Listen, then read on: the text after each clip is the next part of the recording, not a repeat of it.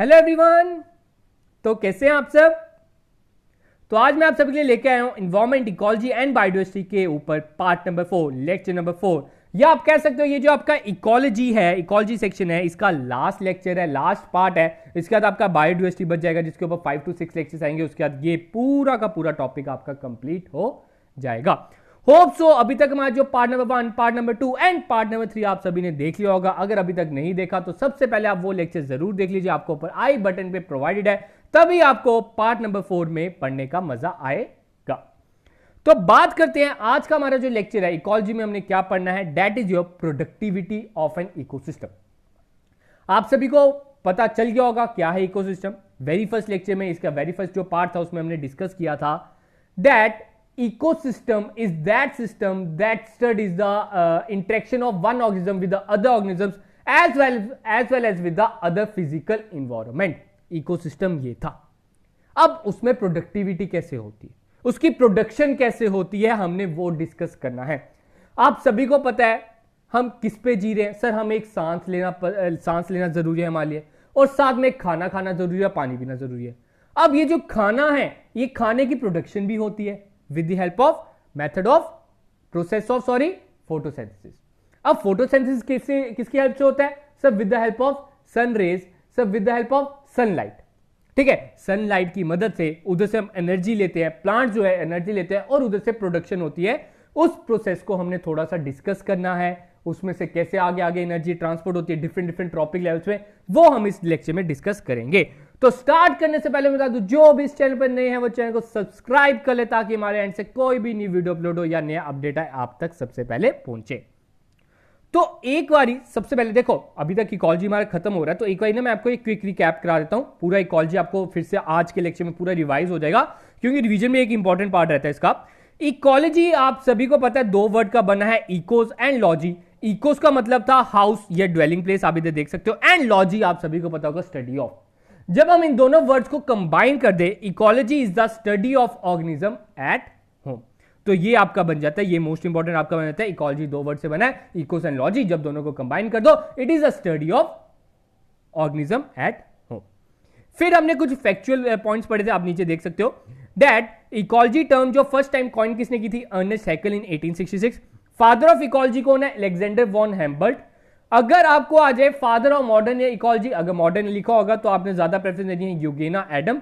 अगर ऑप्शन भी आप पे डिपेंड करता है, अगर सिंपल आपको फादर ऑफ इकोलॉजी लिखा तो इसको प्रेफरेंस देनी है, अगर ये ऑप्शन आपको नहीं मिला तो आप ये भी कर सकते हो।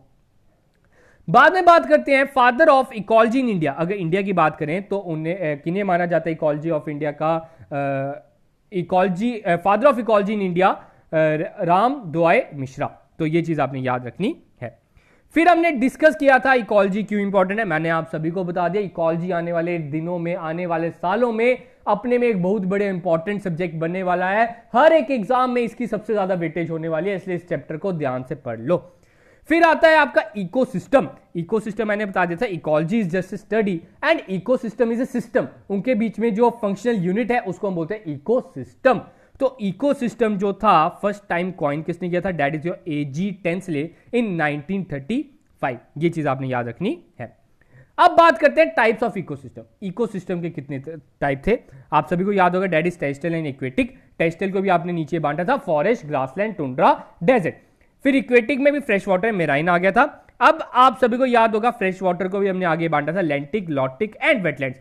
लैंटिक हमने आपको बताया था जो रुका हुआ पानी होता है उसको हम लैंटिक बोलते हैं, एंड जो रनिंग वाटर होता है उसको हम बोलते हैं लॉटिक।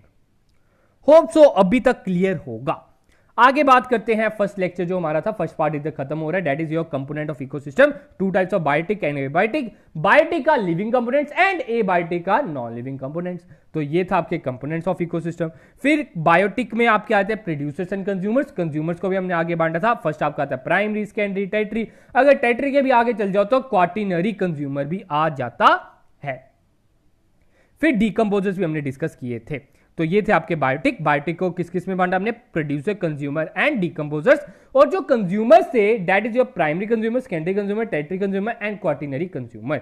अब बात आती है abiotic. Abiotic is just a non living, आपके सामने टेबल पड़ा है वो भी नॉन लिविंग है, एबायोटिक कंपोनेंट है। लेकिन हम इन्वायरमेंट के कॉन्सेप्ट से पढ़ रहे हैं तो इसमें हम नेचर को इंक्लूड करेंगे। तो नेचर के नॉन लिविंग कंपोनेंट कौन कौन से आगे? Air, water, soil, mineral, sunlight, temperature, nutrients, wind, altitude, turbidity, ये सब कुछ आपके एबायोटिक कंपोनेंट्स आगे। होप सो क्लियर होगा। तो आगे बढ़ते हैं। अब आपका मेन आता है फूड चेन, ठीक है, जो हमने सेकंड पार्ट में डिस्कस किया। सेकंड पार्ट में हमने पढ़ा फूड चेन। फूड चेन से भी आप सब फैमिलियर होंगे। फूड चेन आपको पता है एक चेन रहती है जिसमें आपको बताया जाता है कि कैसे कैसे जो ऑर्गेनिजम्स हैं आगे बढ़ते हैं from one trophic level to another, कैसे कैसे एनर्जी ट्रांसपोर्ट होती है from one trophic level to another. तो वो था आपका फूड चेन, और हर एक जो आपका लेवल है उसके हम नाम देते हैं ट्रॉपिक लेवल। जैसे कि आप सभी को फूड चेन आपको दिखा देता हूं। सबसे पहले आपकी आ गई ग्रास, ग्रास को खाने वाला ग्रास ऊपर, ग्रास ऊपर को खाने वाला आप माउस भी ले सकते हो, माउस के बाद आपका आ गया आउल, ठीक है, ऐसे ऐसे आपके ये आ जाएंगे। तो ये आपके हो गए, अगर सिंगुलर बात करूं, ये आपका आ गया फर्स्ट ट्रॉपिक लेवल, ये आपका आ गया सेकंड ट्रॉपिक लेवल, ये आपका आ गया third trophic level, and this one is the last one trophic level, ठीक है। तो ये हमने ट्रॉपिक लेवल में पढ़ा था, फूड चेन में पढ़ा था, और ट्रॉपिक लेवल मैंने आपको क्लियर कर दिया, ठीक है। फूड चेन भी जो था दो तरह के हमने पढ़े sir, grazing food chain and detritus food chain. Grazing food chain जो हमने अभी ऊपर पढ़ा वो आपका ग्रेजिंग फूड चेन था, मतलब कि जो प्रोड्यूसर से स्टार्ट हो और कंज्यूमर पे खत्म हो, that is your grazing food chain. अगर डेट्रस की बात करें, that goes from dead organic matter, मतलब इसमें डेड ऑर्गेनिक मैटर होता है जिसके ऊपर माइक्रो ऑर्गेनिजम्स फीड अप करते हैं, उन्हें हम बोलते हैं डेट्रस फूड चेन। अगर कोई भी डिटेल में सुनना चाहता है, देखो अभी मैं आपको सिर्फ ओवरव्यू दे रहा हूं, डिटेल के लिए आपके 45 मिनट्स के लेक्चर बने हुए हैं, आप उधर देख सकते हो। फिर आता है 10% law of energy, most important exam point of view से 10% लॉ ऑफ एनर्जी कहता है जब एक ट्रॉपिक लेवल से आप दूसरी ट्रॉपिक लेवल में जाते हो तो सिर्फ और सिर्फ 10% एनर्जी ही आगे ट्रांसपोर्ट होती है, जो 90% एनर्जी है वो या तो रेस्पिरेशन प्रोसेस में कंज्यूम हो जाती है या इन्वायरमेंट में रिलीज हो जाती है।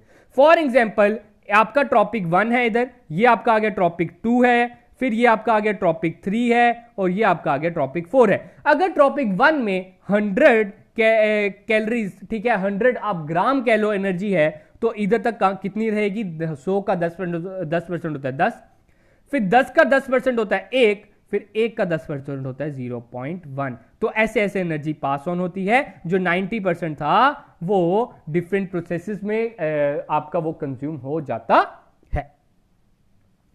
अब बात करते हैं फूड वेब। जब आप दो या दो से ज्यादा अपने फूड चेन को जोड़ लो, उसे और कॉम्प्लेक्स कर लो, उसे हम बोलते हैं फूड वेब। आप नीचे देख सकते हो ये आपका फूड वेब है। फिर हमने डिस्कस किया था इकोलॉजिकल पिरामिड। चलो इसके बारे में भी अच्छी बात है, मुझे एक चीज याद आ गई जो मैं आपको लेक्चर में बताना भूल चुका था, सॉरी फॉर दैट। लेक्चर बनाते हुए बहुत कुछ याद रखना पड़ता है, आपको बड़ी जगह ध्यान भी रखना पड़ता है, ठीक है, तो सॉरी फॉर दैट। चलो इस लेक्चर में हम कंप्लीट कर लेंगे। तो इकोलॉजिकल पिरामिड क्या था, आप सभी को याद होगा, मैंने आपको बताया था एक पिरामिड की शेप होती है, तो पिरामिड में आपको दिखाया जाता है, पिरामिड भी आपके 3 तरह के होते हैं, pyramid of number, pyramid of biomass and pyramid of energy. तो ये आपके 3 पिरामिड इस शेप में होता है, ठीक है, आप पता होगा पिरामिड आपने देखे होंगे, ठीक है। फिर ना अब पिरामिड भी 2 तरह के होते हैं, आपने याद रखना, ठीक है। एक होता है अपराइटेड, एक होता है इन्वर्टेड। ये होता है अपराइटेड, मतलब जिसका बेस जो है वो थोड़ा सा ब्रॉड होता है, ये होता है अपराइटेड, ठीक है, ऊपर से पॉइंटेड होता है, सिंपल ट्रायंगुलर शेप, इसको हम बोलते हैं अपराइटेड। अगर मैं बोलूं इन्वर्टेड, इन्वर्टेड इसका उल्टा, मतलब कि नीचे से पीरा आपका पॉइंटेड, नीचे से आपका, ऊपर से इसका जो होता है ब्रॉड होता है, ठीक है। आप ध्यान से सुनना, जिसके रिलेटेड आपको क्वेश्चन आते हैं। पहले बोलते हैं नंबर पिरामिड। नंबर पिरामिड आपको पता है जिसमें हम नंबर ऑफ स्पीशीज को इंक्लूड करते हैं। अब इसके रिलेटेड क्या क्वेश्चन आ सकता है, जो पिरामिड ऑफ नंबर है वो क्या होता है, वो आपका अपराइटेड होता है कि इन्वर्टेड होता है? तो इसका आंसर होना चाहिए यूजुअली अपराइटेड।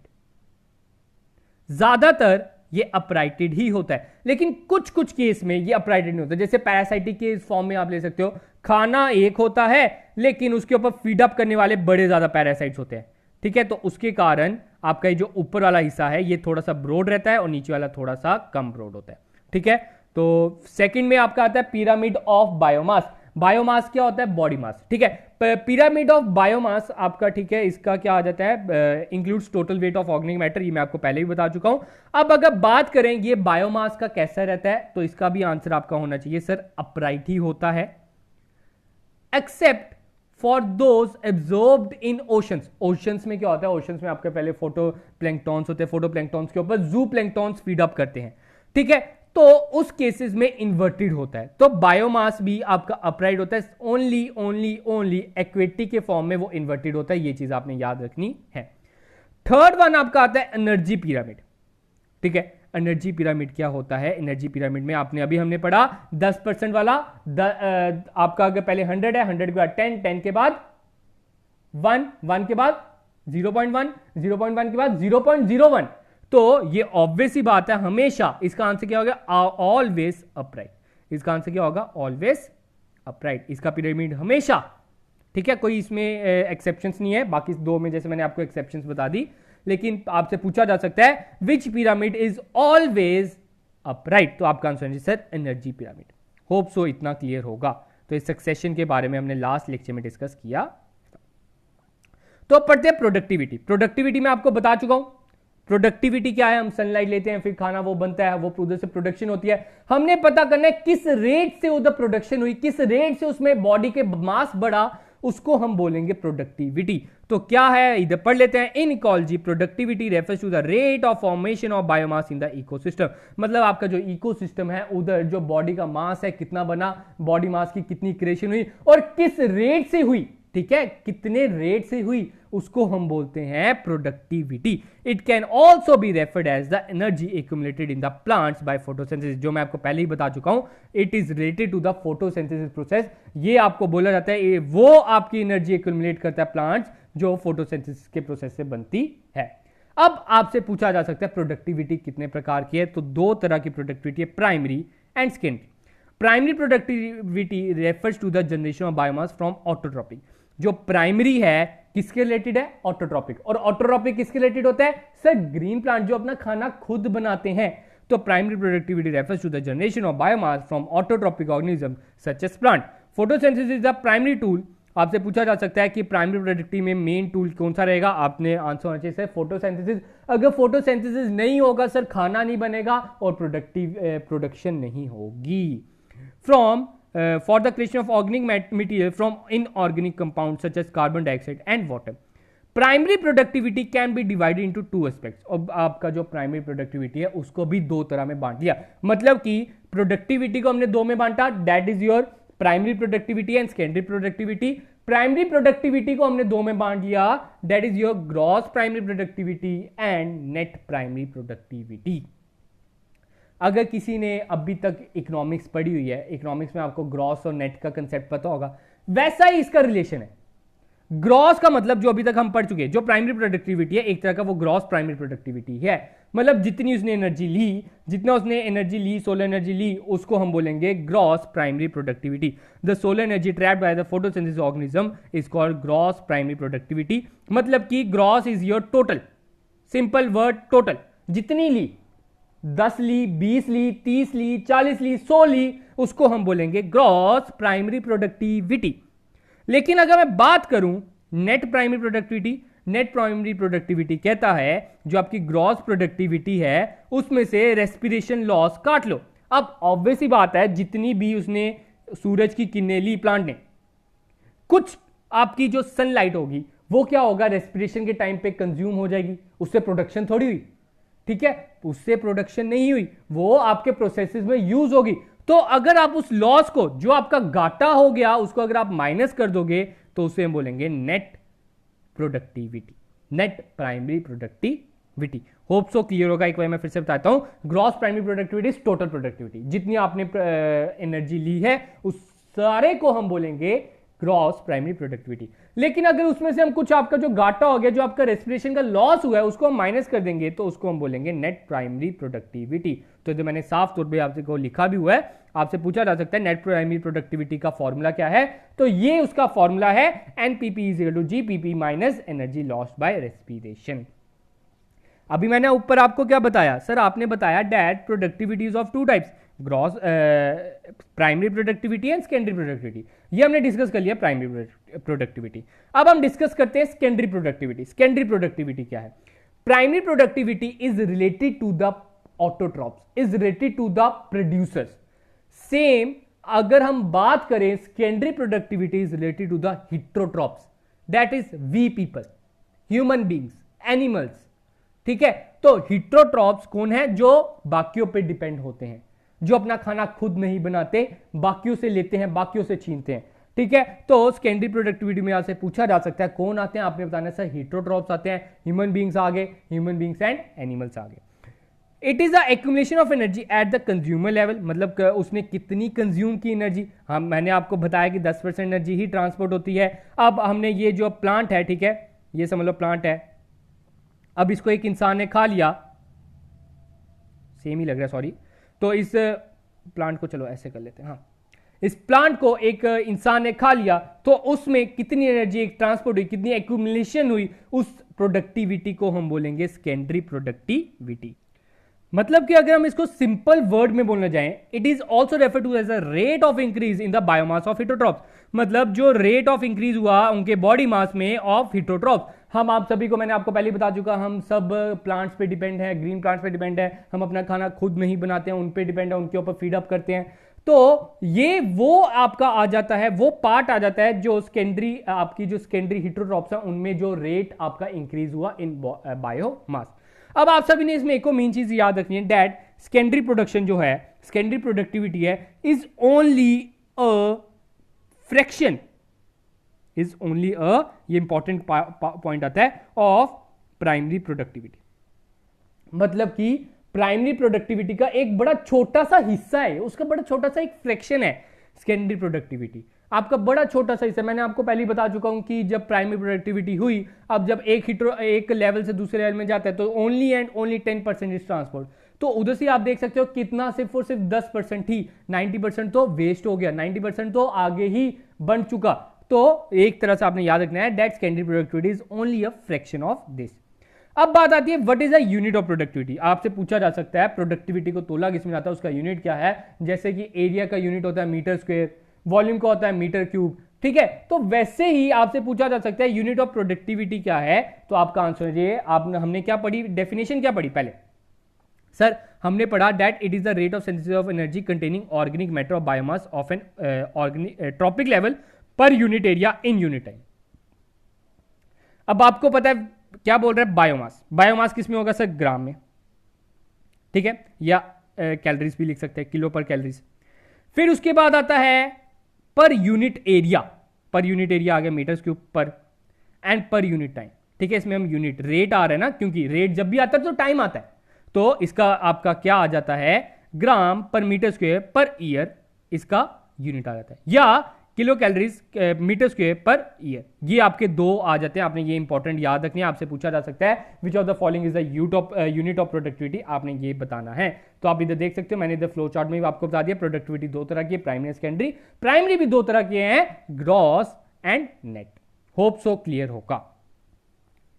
अब बात करते हैं क्या प्रोडक्शन रहती है, किसकी प्रोडक्टिविटी हाई है। हमने इकोसिस्टम पढ़ा, डिफरेंट टाइप ऑफ इकोसिस्टम पढ़े, ठीक है। कौन से सेक्शन, कौन से इकोसिस्टम का ऐसा सेक्शन है जिधर प्रोडक्शन बड़ी ज्यादा होती है और कहीं प्रोडक्शन बड़ी कम होती है।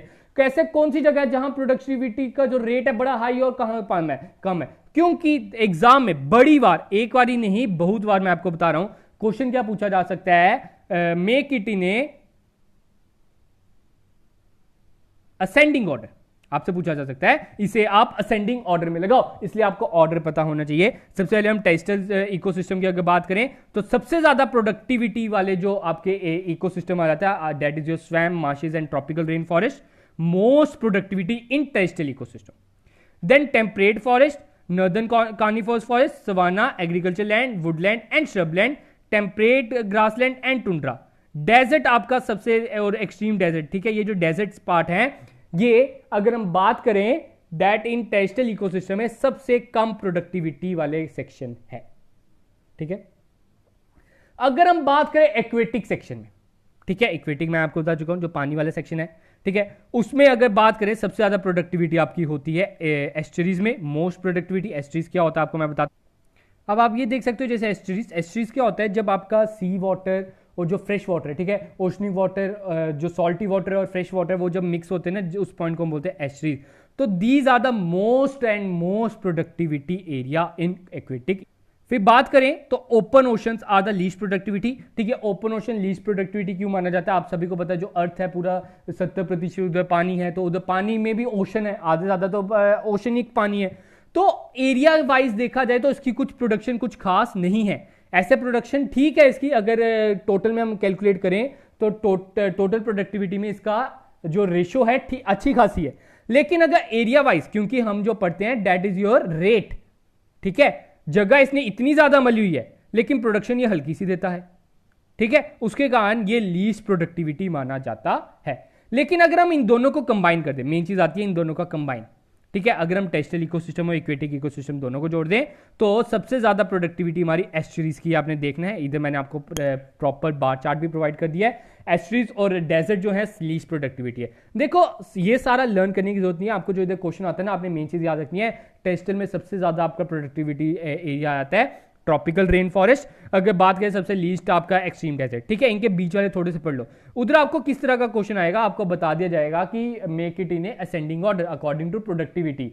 तो ए सेक्शन में आपको ऐसे ही दे देंगे कि आपका पहले आ गया डेजर्ट, ठीक है, डेजर्ट तो हमेशा लीस्ट प्रोडक्टिविटी में डालना है, तो इस डेजर्ट को उठा के लास्ट में रखना, तो आपने उधर से ऑप्शन एलिमिनेट करने हैं, ठीक है। और आपका इधर open ocean is also the least productivity, ठीक है।